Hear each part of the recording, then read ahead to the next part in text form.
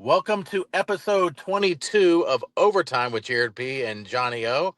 And before we get into our title sponsor, I do want to introduce our special guest, Jeremy Phillips, with Elite Performance Chiropractic and former professional football player.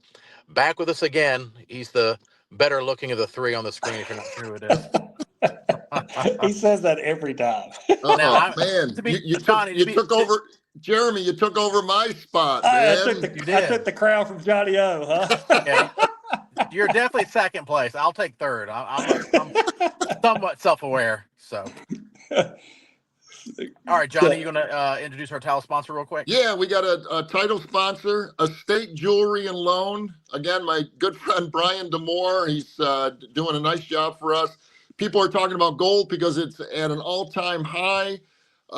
If you need to sell jewelry, diamonds, watches, or coins, especially from it, like an estate or an estate sale, my good friend Brian will give you trusted advice and personalized service, helping you maximize your payout.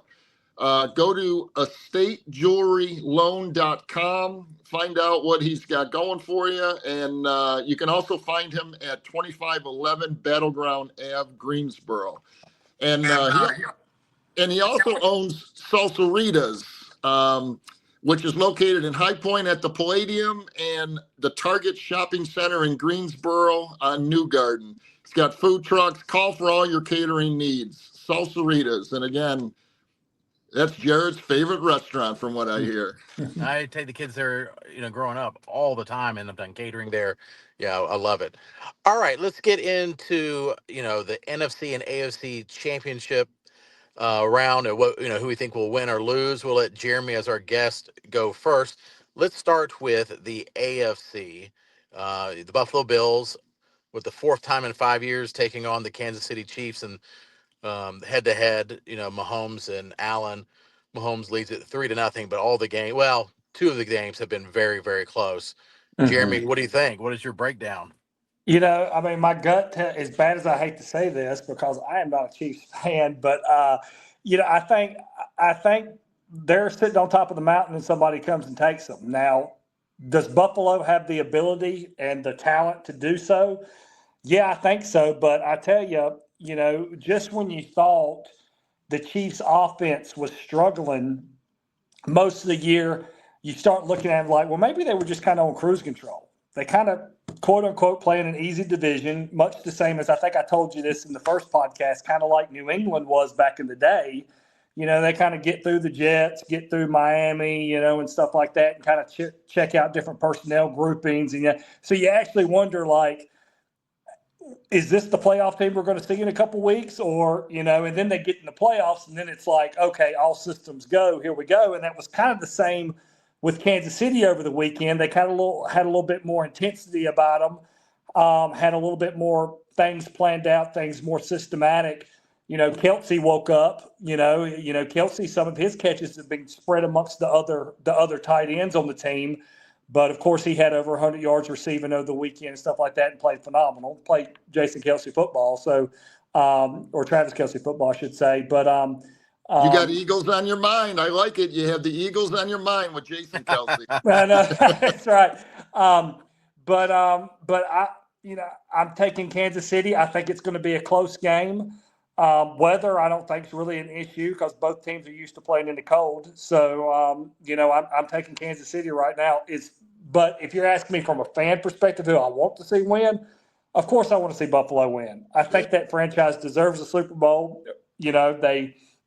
I witnessed them lose, 4 straight in the 90s, so it's I think that fan base is phenomenal, and I think they deserve a Super Bowl. And, I'm all about giving some other team another shot. I mean, Kansas City's had their fair share here recently, Well, I agree with you that Kansas City had a little more intensity, come playoff time. I mean, it must be nice to cruise through at 15-2 during the season, but right. they're just so good. They're just so good, and they have that championship feel. But the intensity only brought on the offensive end. They only gained 212 yards in that game against Houston. That is a little bit concerning, I would think, if you're a Kansas City fan. And with Mahomes, he threw for 177 yards, but 117 of those yards were to Travis Kelce. I would be a little concerned because they also only had 50 yards rushing. It all depends on the game that day, though. I mean, what you got to do to win, and when it comes playoff time, that's whatever it takes. That's what you want to do. So Kansas City, of course, is right in that area, but of course, no turnovers. Either team, both teams didn't have turnovers in that game.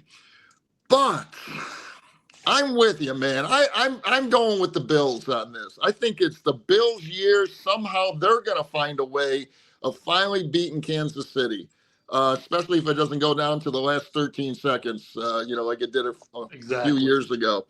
But Josh Allen, I know my show partner here is just anti-Buffalo Bill. I'm getting phone calls and texts. What is wrong with that guy? Why does he hate the Bills so much? Yeah. But it's their year, man. Josh Allen did what he had to do the other day. You got to remember it was a snow game. I know he only threw it for 127 yards, but that's just the kind of game that they needed. And it's all about turnovers because they had 0 turnovers, and that's what usually wins ball games. Their running game, they gained about 150 yards that day. You got to do that in the snow, obviously, but I'm going to go even, man, it's so hard to, like you're saying, going against Kansas City because they're so damn good. But this year, I'm taking the Buffalo Bills. They will have a trip to the Super Bowl this year. Well, I guess I'll be the tiebreaker because we got one Chiefs, one Bills. Um, the thing is, I'm not anti-Bills, but I guess I've kind of become that the last few weeks. I guess the Josh Allen, I don't like when the media wraps up stories or kind of projects a narrative and it doesn't change no matter circumstances or facts. In the last 3 to 4 games of the season, Josh Allen, I think, averaged like 150 yards passing. I mean, that is not MVP numbers.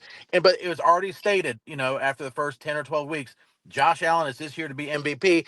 And no matter what happens for the rest of the regular season, I know it's a regular season award, the regular season, and then Lamar Jackson continued to excel towards the end of the season, with 41 touchdowns and 4 interceptions. He's had his best year ever. I don't know. And I'm not a big Lamar Jackson fan. I don't know. I've kind of flipped on that. But anyway, with all that being said, I think what we've seen our whole lives when it comes to these big games it's in most games, who doesn't turn the ball over is most likely to win. Josh Allen has taken care of the ball better than he ever has in the Yep. history of his career. It's not even close. I think he only had a handful of interceptions, maybe 4 or 5, 6, maybe. He runs the ball a lot. Now he just really protected the ball, and that was kind of the knock against him is that he had the inopportune turnovers. Mahomes had more picks this year than he's had in a while. But with that being said, Kansas City's at home. Kansas City has the better coach, and Kansas City has the experience that the Buffalo Bills do not have. And that gives the edge in what otherwise to me is an even matchup. I think Kansas City wins in like a low scoring, like 24-21 type game. And who knows? It might end up being like 42 to 35. Who knows? But I don't think so. And I think the weakness of the Buffalo Bills is their defense. I mean, the Ravens earlier in the season, they blew them out. And then with all the turnovers the Ravens had, they moved the ball at will against Buffalo. And I think Kansas City will not have a problem moving the ball at home against the Buffalo Bills. And if the Kansas City Chiefs get out to an early lead, to me it's a wrap. Then you're going to see the Josh Allen mistakes as they're going to try too much to try too hard to come back. But this is the most balanced Buffalo team of I think Josh Allen's entire career. They can actually run the ball, and the Chiefs cannot. And you mentioned that earlier. But overall, yeah, I'm picking Kansas City in a close one.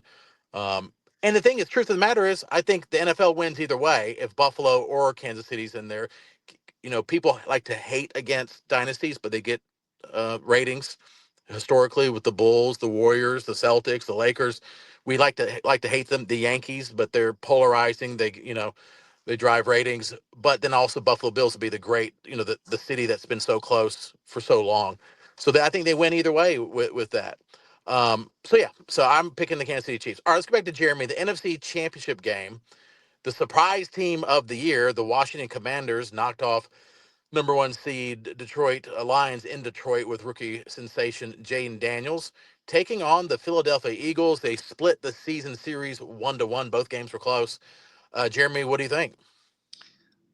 Man, I'm going to keep riding the train, man. I think I'm going with Washington. I mean, I think their defense is good enough. I haven't even looked at weather predictions. I don't know if weather is going to be a factor as if it was last weekend, because it clearly was. And anytime you got a Saquon Barkley running in the snow, he had the snow treads going. I'm telling you, he was phenomenal. Yeah. But which also hits on, you guys were talking about, hitting on Lamar and the Allen kind of, which one's going to get the MVP. And I think it's crazy how we've gotten in this rut of a quarterback's got to win the MVP. When we had a 2,000 freaking yard rusher this year, and Saquon Barkley, and he's not even considered, or he's not even in the conversation, it seems. Right. So, it's like a foregone conclusion: Allen or Lamar, and I'm over here like, what about Saquon? But maybe it's the offensive lineman in me. Of course, I love my quarterbacks, but if I got a 2,000 yard rusher at running back, I'm wanting him in the MVP conversation for sure. And he sat out several fourth quarters because they had big leads. Sure. So, I mean, he could have easily broken Eric Dickerson's record within the 16-game window, not the 17. But anyway, it is a shame. It's only quarterbacks. And even they talk about 16-game window. If they talk about 16-game window, if you looked at the number of carries, Eric Dickerson still had, going into game 17, if Saquon would have played, Eric Dickerson still had like 40 more carries. He did. Wow. He did. Than Saquon. So divided over 17 games, if you start looking at it per carry, he had more yards per carry than Dickerson. And when you say most valuable player, there's a lot of different definitions for that. I guess throughout all the talking heads. Sorry about that. If he doesn't gain 2,000 yards, okay, and do what he did all season long, and I mean, injury free and playing 16 straight games, my Eagles aren't there. He is the key to that entire game team to go along with the defense. But his running game helps the defense. His running game, behind that offensive line, that offensive line is crazy good. Okay. Once he gets through that hole and past those guys, it's so fun to watch it. Those are big plays. And I know Jalen hasn't been passing the ball for big plays and this and that. But when you get a Jalen Hurts running 44 yards for a touchdown, and then Saquon a 68-yarder and a 74-yard run, those are like big play passes. I mean, these guys are running through that line because of the offensive line and, just blowing it away. I'm so sick of hearing about, Jalen's not passing this and that. And AJ dropped a couple passes this past weekend that really hurt. I thought it was going to hurt us, in the long run. But I got to go, I'm agreeing with you. Saquon is the most valuable player in the NFL this year. Mm-hmm. And I think early in the season, I remember watching them. They were in a battle early. And for some reason, I'm thinking it was New Orleans before New Orleans just fell off a cliff. But, New Orleans came out hot. Yeah. And they were playing the Eagles, and Saquon broke one. I'm pretty certain I watched this right. And it totally kind of shifted momentum and won the game for him. Like, if Saquon doesn't do that, I don't know if they come out with a win. And it seems like time and time again when watching the Eagles, Saquon has been that igniter, whether he scores a touchdown or not, but he's been that igniter that gets them over the hump in whatever game they're playing for them to win. And we always hear about how the run game opens up the pass. Well, when you got a quarterback like Jalen Hurts that can pass the football efficiently, but can also run the football efficiently, a run game with a running back like Saquon opens up the run game for the quarterback. I mean, you hear about all this RPO stuff and all this stuff. I mean, how many long runs has Jalen Hurts faked the ball to Saquon and then kept it, and the defense was totally zeroed in on Saquon, and here comes Jalen out the back door running for what you said, 44 yards in a touchdown, Or on third and long, he's getting that 8 or 12 yards or whatever, I mean, it works. The running it's like old school football is back It with the is. running game, which Sure. I love. Yeah, and I think it's so sweet how, with these contracts and stuff, people are trying to shy away from putting a chunk of money in a running back. It's kind of developed into running back by committee, which I kind of see to some extent. But then when you look at what Derrick Henry and Saquon Barkley have done this year, first off by staying healthy, and Yep. two by producing, career highs, I think, for both of them pretty much. I mean, I think it's brought the running back position back. Yep. You're right. Absolutely. So you're picking the Commanders? I think I'm gonna roll with the hot team. I think Jaden Daniels. I mean, don't get me wrong. The kid's, I don't know, 20 some years old. He understands the stage he's on, but it's almost like he's too young. He doesn't realize what he's doing yet, and maybe that gets him through. That, The nerves doesn't get him. He just keeps on rolling with it. he Yeah. doesn't. He has no nerves, man. I mean, on the field and when he's over on the bench, he's just chilling out. I mean, oh my gosh, he's I fun know. to watch. It's fun to watch. But I do think, and to touch on them beating Detroit, Detroit was running on fumes for several weeks. They Yep. have Yeah. been decimated with injuries and stuff like that. And don't get me wrong, the guys that stepped up in replacement of those guys, they did a phenomenal job to get them to where they were.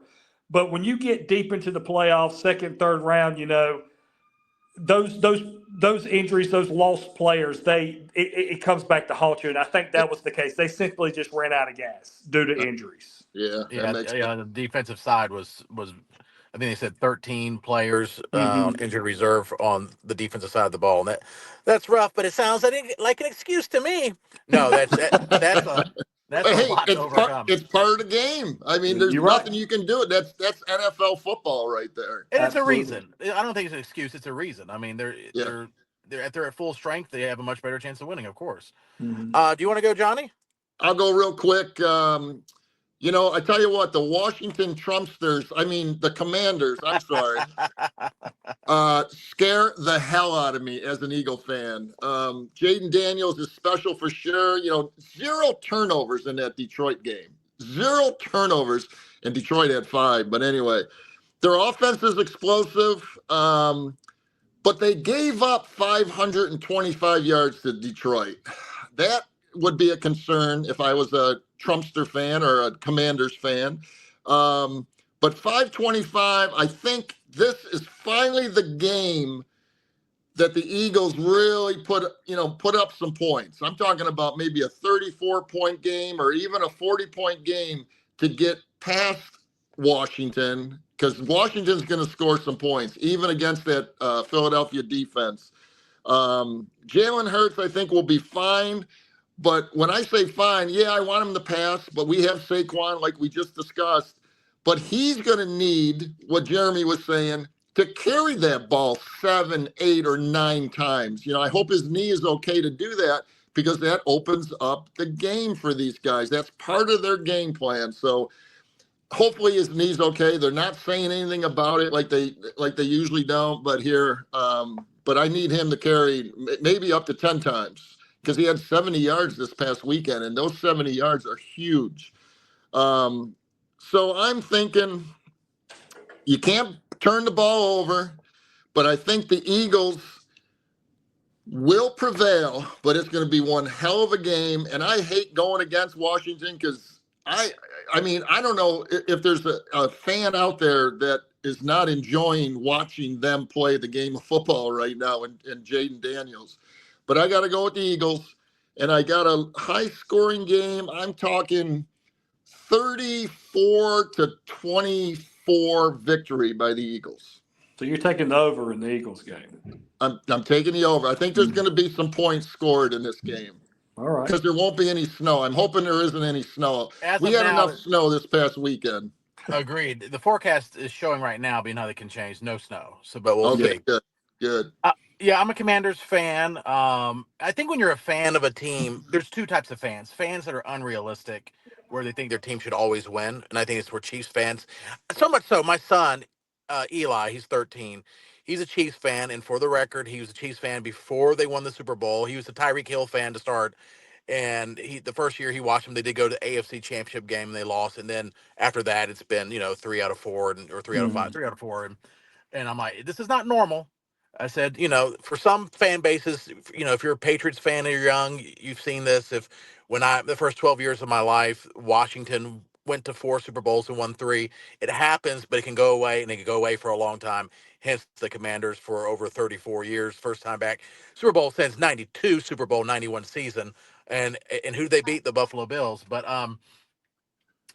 with that being said, he was like, I don't know. I kind of want the Chiefs to lose. That he said this, the Chiefs to lose in the AFC Championship game. It's just so stressful watching them in the Super Bowl. I just want to enjoy the Super Bowl. I'm like, do you know what you're saying? Do you know what you're saying? You rather your team, and my daughter who's 16, who doesn't really follow sports but a little bit, she goes, so you rather your team just lose a week before instead of a week, and he was like, then the more he thought about it, he's like, no, I want him in the Super Bowl now.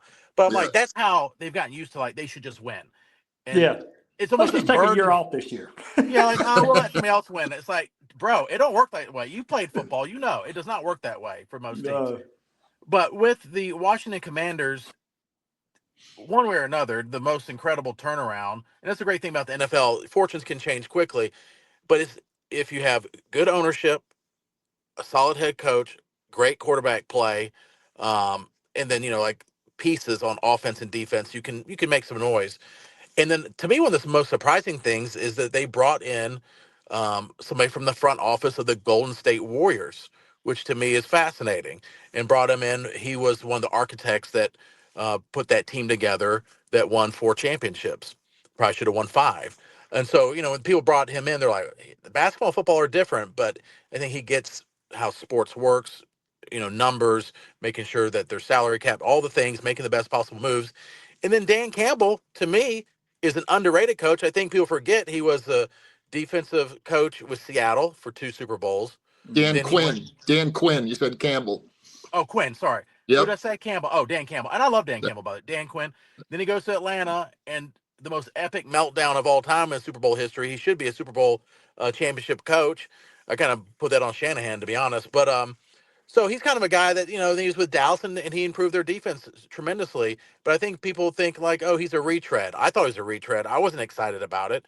When all other coaches are going for offensive-minded coaches, Washington brings in what seems to be a retread defensive-minded coach, but he's been sensational, and he put a tremendous staff together. Cliff Kingsbury, to me, is the assistant coach of the year, if there's even Yeah. an award for that. And I thought he He's got touching on Cliff. Cliff and I played. We weren't on the same team, but we were in Europe together. Played in NFL Europe together. So I bet Cliff several times, and I think he got the kind of the shaft in Arizona a little bit. Really and truly, he probably should be a head coach in the NFL. I love the fact that he's kind of making a new name for himself, being with the Commanders now, but he'll be at the top of the list. Maybe the Commanders will get him for another year, but if he has the success with Jaden next year, he'll be on the top of the list for a head coach in candidacy. No doubt in my absolutely. mind.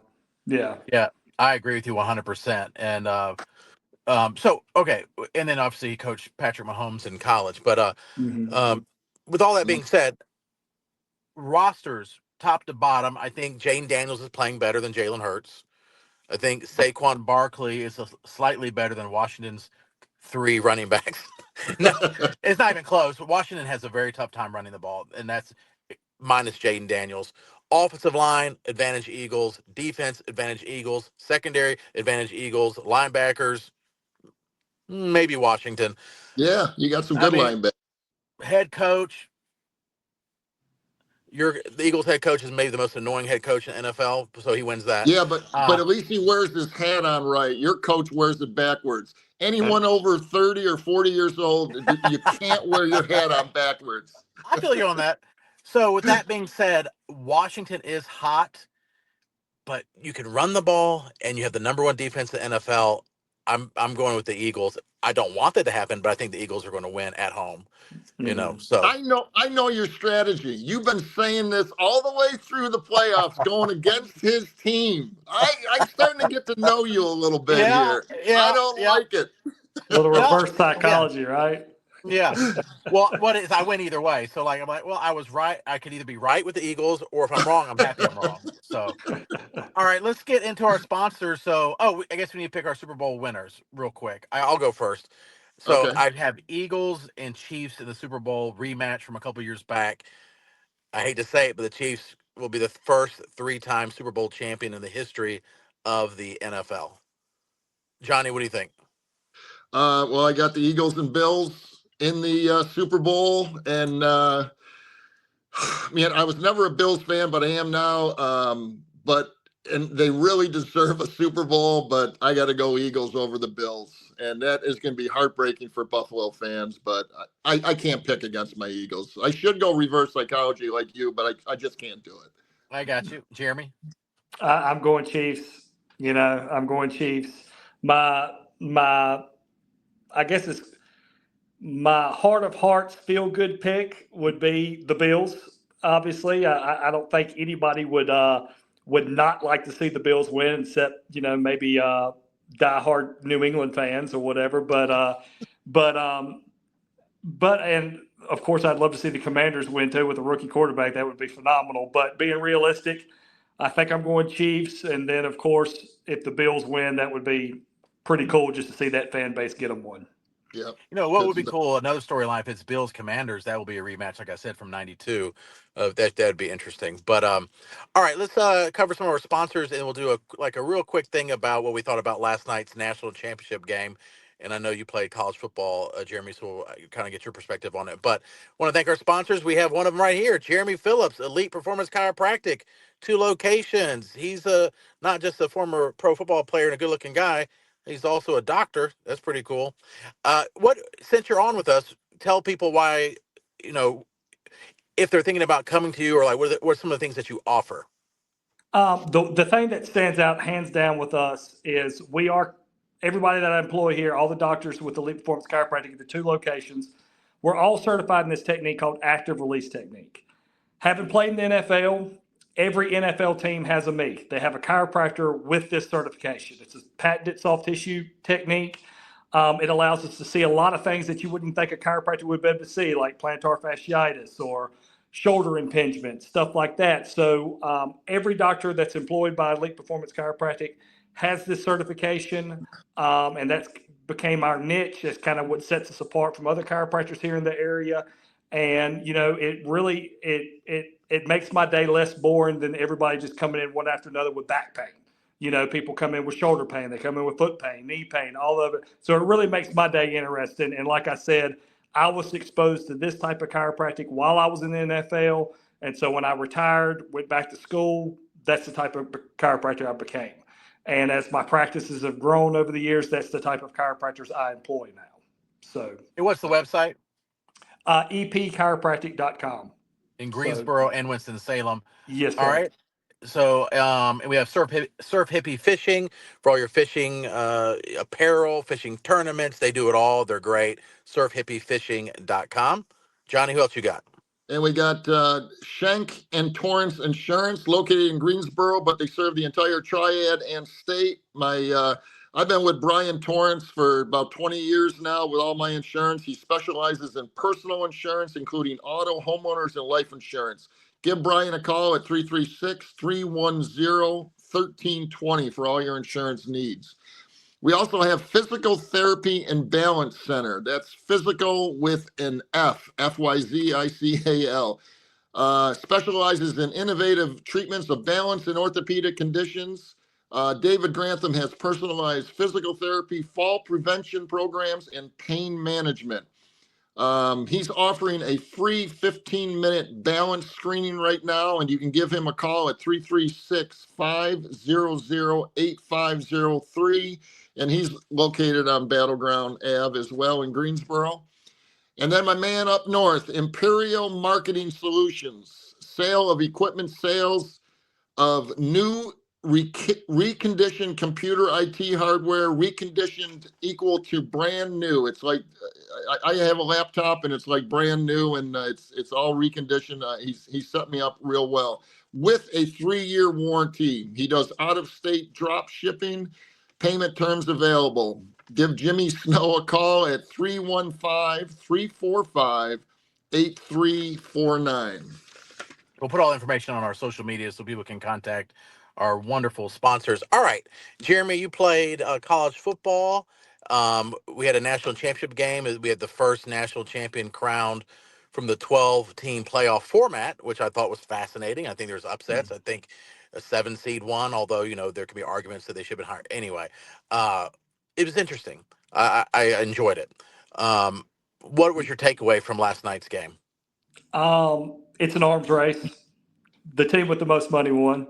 In regards to their football program, I think Notre Dame's not broke by any stretch. But I forget where I read the rankings on most wealthiest college programs, and ironically, Ohio State was number one. So get ready to see some money being spent. I mean, get ready to see a lot of alumni organizations get real innovative and stuff. But college football is an absolute arms race right now. It is crazy, crazy, and really and truly, I think that's what Chapel Hill's trying to do with the Belichick hire and stuff like that. I think they realize this is an evolve or die situation here. And like I told you guys on the other podcast, it's coming. Somebody is going to pick out these top 30 teams and they're going to develop their own league. I'm telling you. And I think Carolina and some of those powers that be, they realize that. And so they're going to start spending money to develop their program. Because make no mistake about it, I love watching college basketball. I love watching college baseball, College World Series, one of my favorite times of the year. But the money, when it all boils down to, is in college football. That's what's dictating all of this. This conference realignment, all this stuff. It is college football, and it's money. As bad as I hate to say that. Yeah. And Ohio, go ahead. I'm sorry, Jared. What I was going to say is, and then even from that, and the money is part of the reason, is then you basically had 4 and 5 star athletes going against a lot of 3 and 4 stars and 2s, and you saw it on the field. I give Notre Dame credit because they started off the bang like this is going to be a game, and then it was a snooze fest for 2.5 quarters, and then they had chances at the end. They had chances. That's a well-coached team that did more with less. It is hard, with Notre Dame, they're a big program, but for years and lots of times academic standards are so high, they didn't get a lot of the 5 stars. That's changing, but you just have better athletes. Ohio State has better athletes, top to bottom for the most part, with few exceptions. And so even when you play pickup ball, typically the group of better athletes have at least a better chance of winning. And of course, Ryan Day, I guess the only story out of that, I think that for me, because I don't care about either team really, is that, they want him fired a month ago, when they lost to Michigan. And so it shows how stupid Ohio State fans are. But they want him fired, and here he is a national champion. So I kind of like that. Little redemption at a blue blood. It's kind of hard to feel sorry for him, but a little redemption for him. What do you think, Johnny? Well, to piggyback on that, Ryan Day is 70-10 at Ohio State, and they wanted to fire him, 3 or 4 weeks ago. Blows my mind, okay? I'm actually kind of happy for him, I mean, he's not a bad guy, and he's doing the best he can. And Jeremy, Ohio State, I guess they're at like $21 million in NIL money.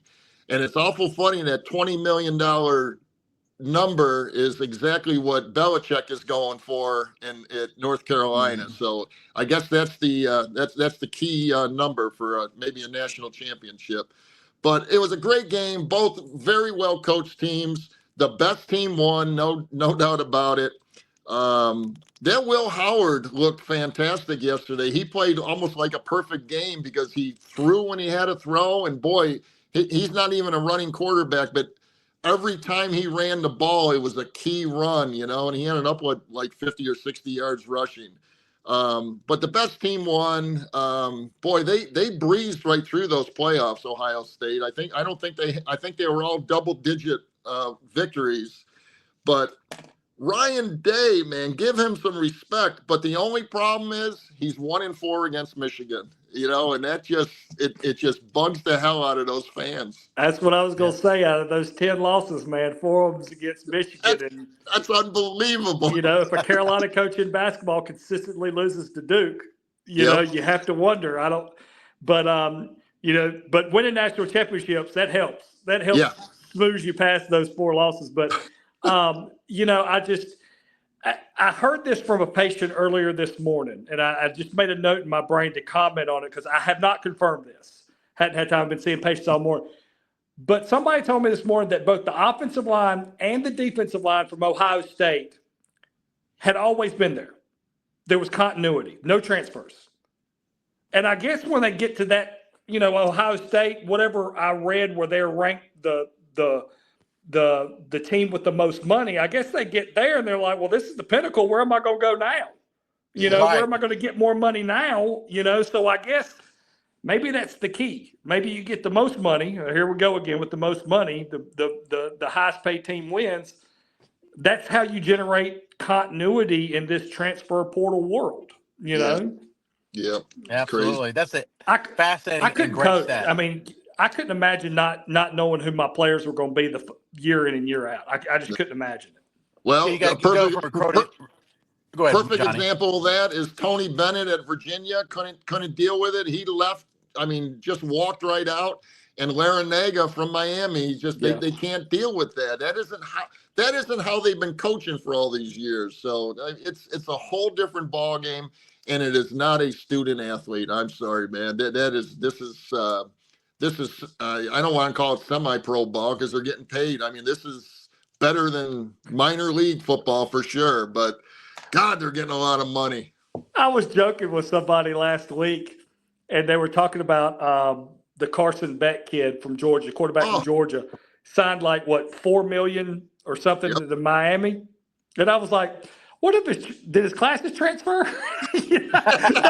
nobody cares anymore. Nobody cares. The whole student athlete thing, I wonder if his Georgia classes did they transfer to Miami? That's crazy. Money.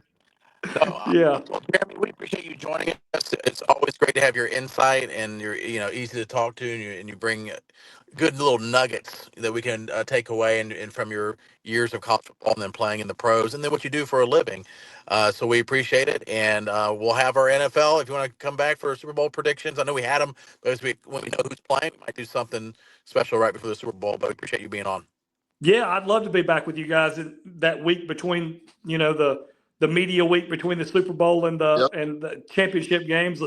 We'll have it narrowed down then we'll see. We'll have another game to look at to see, how real these teams are going into the Super Bowl. Jared, let's put Jeremy on the spot here. Okay. Well, first of all, I want to thank you guys for letting me talk this time because when Jeremy was on before, I didn't have it. Let's put him on the spot. How about Cliff Kingsbury? Bring him on next week along with you, man. That would be awesome. Yeah, I'd love to get in touch with Cliff. Yeah, it's been a while since we talked or whatever, but yeah. Let me do some digging. That'd be a contact of a contact here. That'd be cool, though, wouldn't it? That'd be awesome. I mean, the Commanders, boy, I don't know if I would even want to bother him coming on our show. I mean, I'm telling you, man, I was watching that Detroit game and it shocked me. I couldn't believe it. And it's not like it was a last second pass. It was a last minute drive. I mean, they had the game in hand. They won it. They won that thing outright right from the start, man. It was incredible. It really was. Absolutely. Well, thanks, guys. Appreciate it. I know we're all busy. Appreciate your time and insight. And we'll have episode 23 next week. Thank you guys so much for having me. Thanks. Thank you. Mm-hmm.